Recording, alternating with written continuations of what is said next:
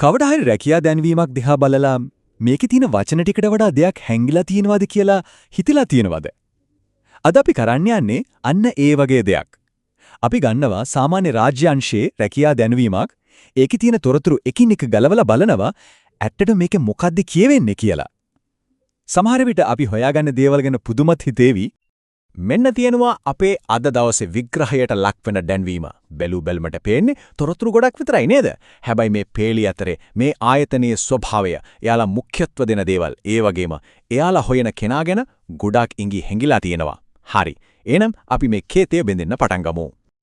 ඉතින් අපි මේ ගමන යන්නේ මෙන්න මේ පිළිවෙලටයි. මුලින්ම බලමු මේ මොන වගේ අවස්ථාවක්ද කියලා. ඊළඟට එයාලා හොයන සුදුසුම කෙනා කවුද කියලා තේරුම් ගමු. ඊට පස්සේ අර සංකීර්ණ වගේ පේන පඩි විස්තරේ සරලව කඩලා බලමු. අයදුම් කරන විදිය ගැනත් කතා කරලා අන්තිමට මේ හැම දෙයකින්ම අපිට ඉගෙන ගන්න පුරුවන් දේ ගැන බලමු. හොඳයි. පළවෙනිම දේ කවුද මේ බඳවා ගැනීම කරන්නේ මොන තනතුරකටද?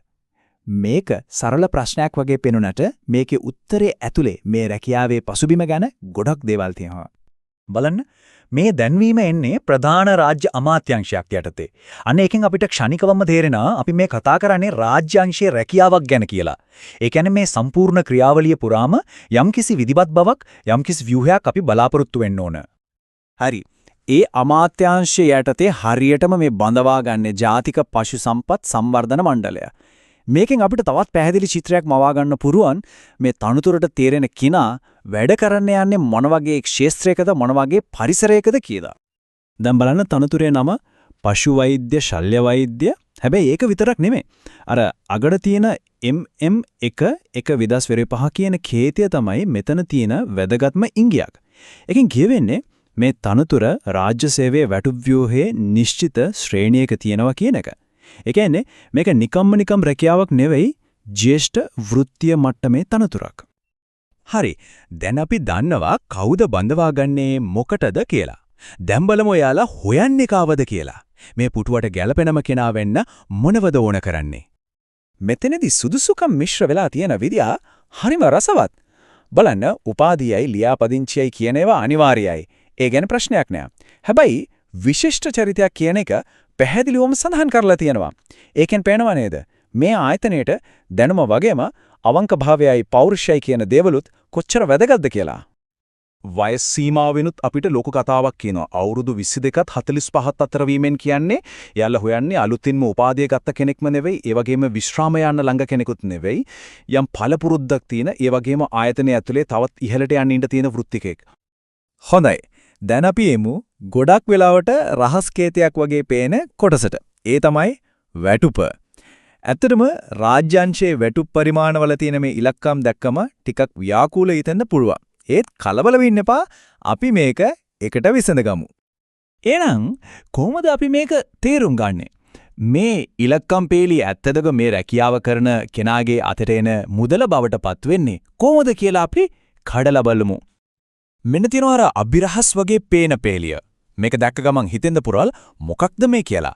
හැබැයි ඇත්තටම මේක කියන්නේ අවුරුදු ගාණක් පුරා වැටුප වර්ධනය වෙන විදිය ගැන හරිම පැහැදිලි මාර්ගසිතියමක්.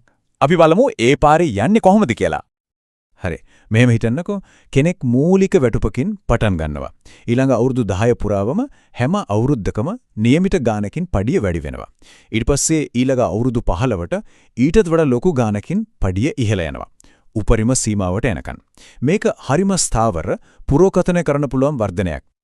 හැබැයි කතාව එතනින් ඉවර වෙන්නේ නැහැ. මූලික වැටුප කියන්නේ කතාවේ ආරම්භය විතරයි. බලන්න ජීවන වියදම් දීමනාව, වෛද්‍ය ප්‍රතිලාභ, විශේෂයෙන්ම නිල නිවාස සහ වාහනයක් වගේ ඉහළ වටිනාකමක් තියෙන පාසුකම් එකතු වුණාම සම්පූර්ණ පැකේජය ගොඩක් ආකර්ශනීය වෙනවා.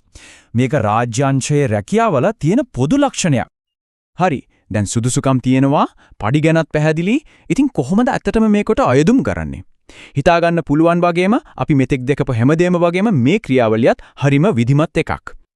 මේ ක්‍රියාවලියේ තියෙන නිර්වද්‍යතාවය බලන්න. සොයන් සකස් කළ අයදුම්පතක ඉඳලා ලියාපදිංචි තැපෑලෙන් යවන එක දක්වා හැම පියවරක්ම පැහැදිලිවම කියලා තියෙනවා. මෙතන අනුමාන කරන්න කිසිම දෙයක් ඉතුරු කරලා නැහැ. දැන්වීමෙන්ම ගත්ත මේ වාක්‍යයෙන් පේනවා නේද උපදෙස් අකුරටම පිළිපැදීම කොච්චර වැදගත්ද කියලා. හිතන්නකෝ ලියුම් කවරේ තනතුර ලියන්න අමතක වෙන එක වගේ පොඩි වරදක් වුණත් සමහර විට ආයුධම්පත ප්‍රතික්ෂේප වෙන්නම හේතුවක් වෙන්න පුළුවන්. මෙන්න තවත් විශේෂ නීතියක්. මේක හැමෝටම නෙවෙයි දැනටමත් රාජ්‍ය සේවයේ ඉන්න අයට. එයාලා අයදුම් කරන්න ඕන තමන්ගේ ආයතන ප්‍රධානීන් හරහා. මේක විනිවිදභාවය සහතික කරන්න පාවිච්චි කරන පොදු ක්‍රමවේදයක්. හොඳයි. ඉතින් අපි මේ රැකියා දැන්වීමේ අස්සක් මුල්ලක් නෑර බැලුවා. එතකොට මොකක්ද මේ හැම දෙයකින්ම අපිට තේරුම් ගන්න පුළුවන් ලොකු චිත්‍රය? සරලවම කිරුවොත් මේ දැන්වීම රාජ්‍යාංශය ගැන අපිට කතාවක් කියනවා. ඒක නීති රීති ක්‍රියාපටිපාටි සහ ස්ථාවරත්වය මත ගොඩනැගුණු ලෝකයක්. ඒ වගේම ඒක සුදුසුකම් වලට වගේම චරිතයට සහ නීතිගරුක බවටත් ලොකු වටිනාකමක් දෙන තැනක්. අවසානයේදී මේක අපිට ලොකු ප්‍රශ්නයක් ඉතුරු කරනවා. එකම එක රැකියා දැන්වීමකින් ආයතනයක සංස්කෘතිය සහ සාරධර්ම ගැන මෙච්චර දෙයක් හෙළිදරව් කරගන්න පුළුවන් නම් අපි එදිනදා දකින්න තවත් මොන වගේ ලේඛනවලද අපි අතරින් කියවන කල් බලාගෙන ඉන්න කතා හැංගිලා ඇත්තේ?